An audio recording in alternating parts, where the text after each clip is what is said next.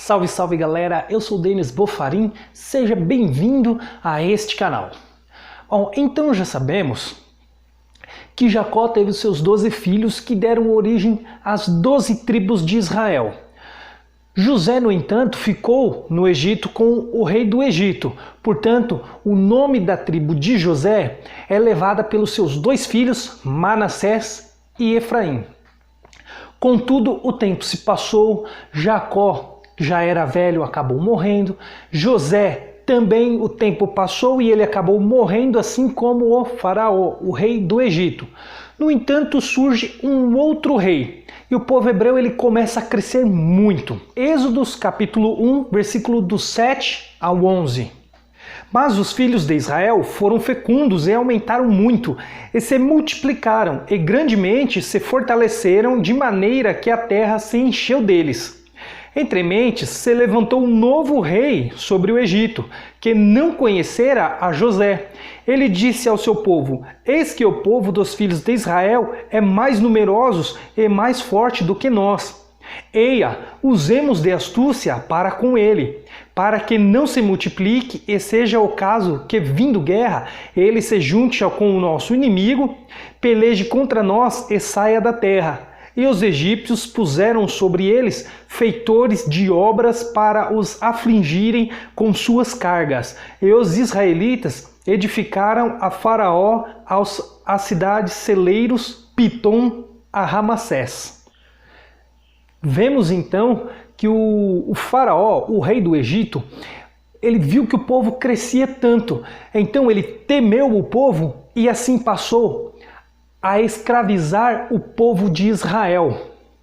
Agora vamos ver dos versículos 12 ao 16. Mas quanto mais os afligiam, tanto mais se multiplicavam e tanto mais se espalhavam, de maneira que se inquietavam por causa dos filhos de Israel. Então os egípcios com tirania faziam servir os filhos de Israel. Eles fizeram amargar a vida com dura servidão, em barro e em tijolos, e com todo o trabalho no campo, com todo o serviço em que na tirania os serviam. O rei do Egito ordenou as parteiras hebreias, das quais uma se chamava Sifrá e a outra Puá, dizendo: quando servirdes de parteira as hebreias, examinai se for filho, matai-o, mas se for filha, que viva. Então aí vemos que os filhos de Israel começaram a ser escravizados e os egípcios fizeram viver com ardor.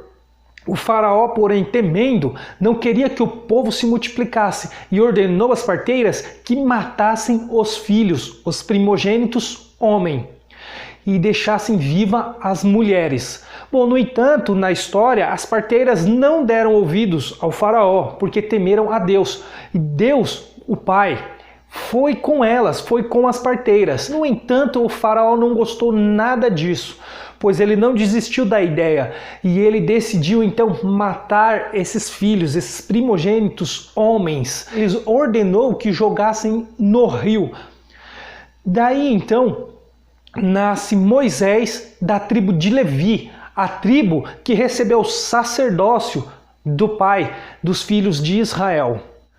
Podemos ver isso em Êxodos capítulo 2, versículos do 1 ao 3.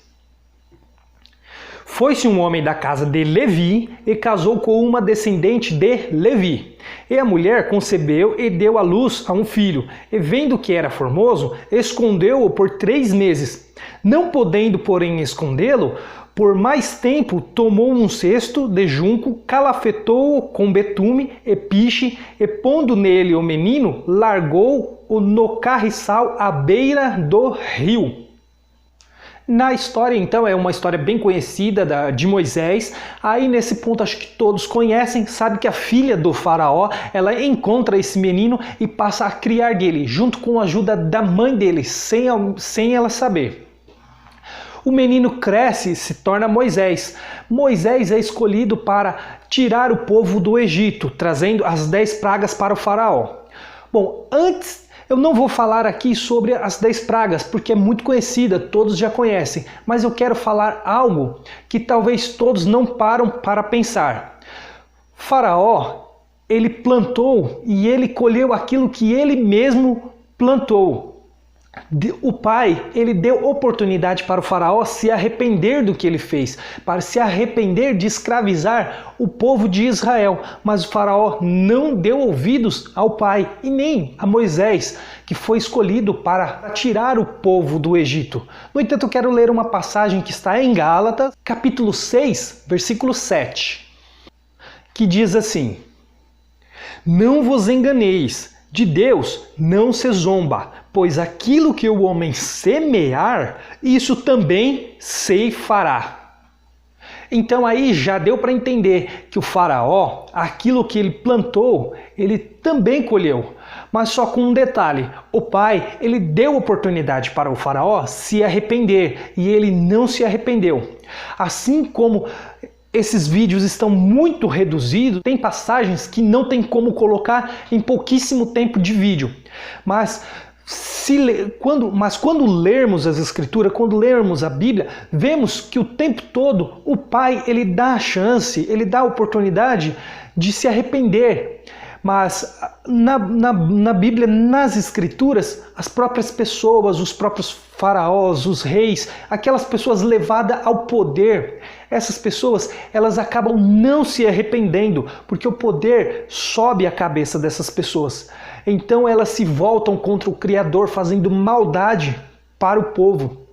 E aí é que essas pessoas, elas colhem aquilo que plantou durante a vida delas. Portanto, muitos pensam que Deus, ele é mau por ter feito isso, o pai, ele é assassino, ele é homicida, mas na verdade não é. O próprio povo causa o mal contra o próprio povo. O pai, ele mostra que o povo deve se arrepender, mas no entanto, as pessoas não ouvem. Aqueles que estão no poder, aqueles que exercem essa função, acabam não ouvindo e não se arrependem. Por isso, acabam colhendo aquilo que eles plantam. Quando Moisés tira o povo do Egito, o pai, ele dá os 10 mandamentos para ele e vemos que o povo, ele se volta à idolatria, construindo assim um bezerro de ouro, ignorando, totalmente rejeitando ao pai. Porém, o pai dá os 10 mandamentos a Moisés e junto um outro livro que somando dão 613 preceitos nos quais o povo de Israel, os judeus, os hebreus, eles deveriam seguir para não fazer as mesmas coisas que os outros povos faziam, a maldade que os outros povos faziam. Bom, esses 613 preceitos se resumem nos 10 mandamentos e em toda a lei de Moisés. Bom, mas o porquê da lei? Em Levíticos 18, dos versículos 1 ao 21, ele vai explicar um pouco como esse povo deveria ser, para não fazer como os outros povos faziam. Bom, essa parte também ela é um pouquinho chata, mas eu digo a vocês que prestem atenção e que confirmem, que acompanhem, porque é muito importante entender essa parte. Disse o Senhor a Moisés: Fala aos filhos de Israel e dize-lhes: Eu sou o Senhor vosso Deus. Não fareis segundo as obras da terra do Egito, em que habitastes, nem fareis segundo as obras da terra de Canaã, para a qual eu vos levo, nem andeis segundo os seus estatutos. Fareis segundo os meus juízos e os meus estatutos guardareis, para andares nele. Eu sou o Senhor vosso Deus. Portanto, os meus estatutos e os meus juízos guardareis cumprindo-os. O homem viverá por eles. Eu sou o Senhor. Nenhum homem se achegará a qualquer parenta da sua carne para lhe conduzir a nudez. Eu sou o Senhor. Não descobrirás a nudez de teu pai e de tua mãe. Ela é a tua mãe. Não lhe descobrirás a nudez. Não descobrirás a nudez da mulher de teu pai. É nudez de teu pai. A nudez da tua irmã, filha de teu pai ou filha da tua mãe, nascida em casa ou fora de casa, é sua nudez. Não descobrirá. A nudez da filha do teu filho ou da filha de tua filha, a sua nudez não descobrirá, porque é tua nudez. Não descobrirás a nudez da filha da tua mulher de teu pai, gerada de teu pai. Ela é tua irmã. A nudez da irmã do teu pai não descobrirás. Ela é parenta de teu pai. A nudez da irmã de tua mãe não descobrirás, pois ela é parenta da tua mãe. A nudez do irmão do teu pai não descobrirás, não te chegarás à sua mulher, ela é tua tia. A nudez de tua nora não descobrirás, ela é mulher do teu filho, não lhe descobrirás a nudez. A nudez da mulher de teu irmão não descobrirás, é a nudez de teu irmão. A nudez de uma mulher de sua filha não descobrirás, não tomarás a filha do seu filho, nem a filha de sua filha, para lhe descobrir a nudez. Parentes são, maldade é, e não tomarás com tua mulher outra, de sorte que lhe seja rival, descobrindo a sua nudez com ela durante a vida. Não te chegarás à mulher para lhe descobrir a nudez durante a sua menstruação, nem te deitarás com a mulher de teu próximo, para te contaminares com ela. E da tua descendência não darás nenhum para dedicar-se a Moloque, nem profanarás o nome do teu Deus. Eu sou o Senhor. Então vimos que o povo de Canaã e o povo da terra de Egito, do Egito, eles praticavam estes atos. No entanto, o Pai, ele ordena que o povo de Israel não pratique estas coisas, porque é abominável aos olhos do Pai. Então ele dá estes preceitos e a lei para o povo, para Moisés, corrigir o povo, para disciplinar o povo a não cometer esses atos.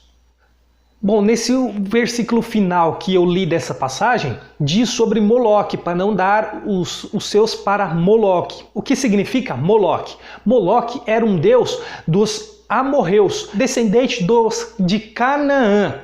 Bom, Moloque, ele exigia como sacrifício o primogênito. A criança recém-nascida, primogênita, era queimada viva em um altar dedicado a Moloque, ao deus Moloque. Vamos entender um pouquinho mais sobre esse deus. Em Levíticos 20, do 1 ao 14, diz assim: Disse mais o Senhor a Moisés: Também dirás aos filhos de Israel: Qualquer filhos de Israel ou dos estrangeiros que peregrinam em Israel que der seus filhos a Moloque será morto. O povo da terra o apedrejará. Voltar-me-ei contra esse homem, e eu eliminarei do meio do seu povo, porquanto deu de seus filhos a Moloque, contaminando assim o meu santuário e profanando o meu santo nome. Se o povo da terra fechar os olhos para não ver esse homem, quando der de seus filhos a Moloque, eu não o matar, então eu me voltarei contra esse homem e contra a sua família. Eu eliminarei do meio do seu povo, com todos os que após ele se prostituem com Moloque. Quando alguém se virar para os necromantes e feiticeiros para se prostituir com eles, eu me voltarei contra ele e eu eliminarei do meio do seu povo. Portanto, santificai-vos e sede santos, pois eu sou o Senhor, vosso Deus.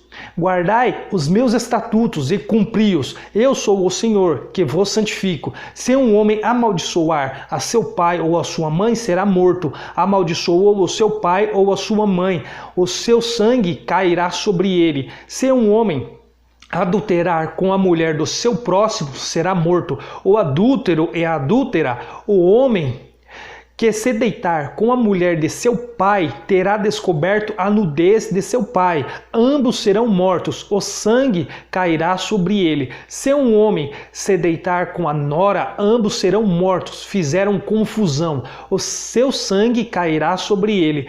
Se também um homem se deitar com outro homem como se fosse mulher, ambos praticarão coisa abominável, serão mortos, o seu sangue cairá sobre eles. Se um homem tomar uma mulher e sua mãe, maldade é, a ele e a elas queimarão, para que não haja maldade no meio de vós.